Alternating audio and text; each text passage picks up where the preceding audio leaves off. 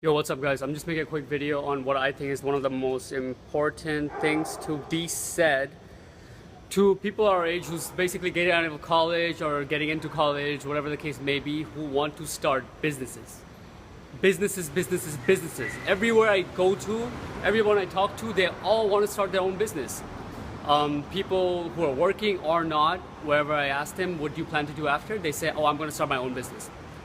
Now, once I asked them about, like most of these people, like what do you really plan to do and have you thought about strategically going about it? Or it doesn't take long for me to realize that they haven't really looked too much into it. And I think the reason why this happens is because of the information we have available to us, like all these newsletters and highlights we see on Facebook and Google and etc. And we realize that the people who really make it big are the business owners, right? On average, they make tons more than the average worker, right? So it comes on us, and especially to me, I feel like it was even harder on because I grew up in an environment, in a fortunate environment where most of my friends were, the parents were business owners, right? And they were among the most richest people in my country, right? On the wealthy side. And I come from Bangladesh, so it's not, it's like the other side of the spectrum is like most of it's poverty. So it was probably pretty ingrained in me pretty hard that I have to be a business owner. I kind of actually taught myself that if I had to work for somebody else, it's kind of like I'm selling my soul. And I am giving up on the idea of ever owning something big, and that's gonna be it. However, I'm here to tell you now that that's not the case, and this is why.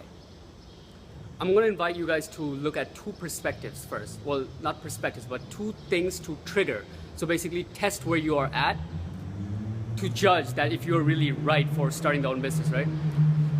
The first one is basically, one second.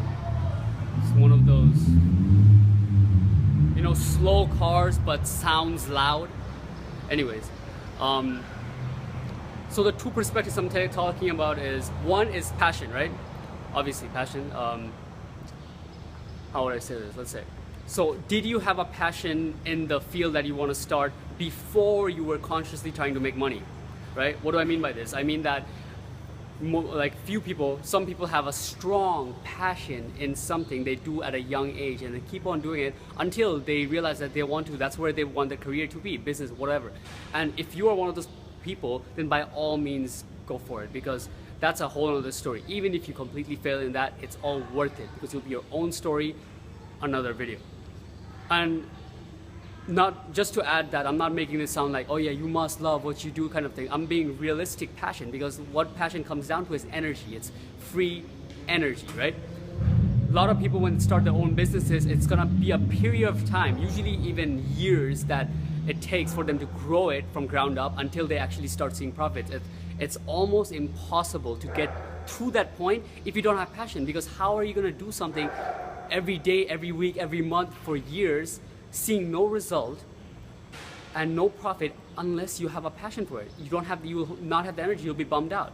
But you have the passion for it, you will be doing it anyway. It's something you could do regardless if you get money or not, pretty much. Which is why I say it's free energy. That's the whole science of it, or realistics of it.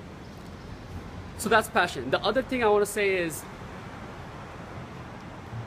if the thing you're starting, does it have a niche? So have you really thought about it, interviewed some people on it, saw some mentors on it, and you realize that there's a niche in the market or a hole in the market where there's a problem which is not being addressed, which you are going to address, okay? So you're coming up with something new.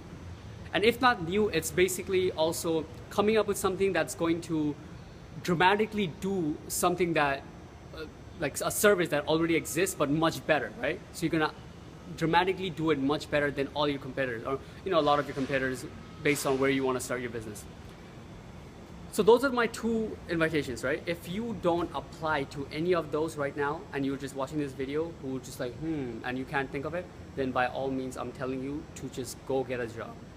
Just go get a job. It's okay. It's not gonna be forever, or however, it's just for the start. Go get a job in something that you want to start in. If you were planning to start a business in whatever, construction, go get a job in construction. There's no better place to get education on your business than working for an already established business who's killing it. That entity is out there already in the market, surviving, thriving, and possibly making a lot of money, and you're going to be working for them. Extract everything you can from them. All your network is going to grow based on in that field, because you're going to be working. All your colleagues and friends are going to be from that field. So it's an amazing way to look at it. So that's it, pretty much.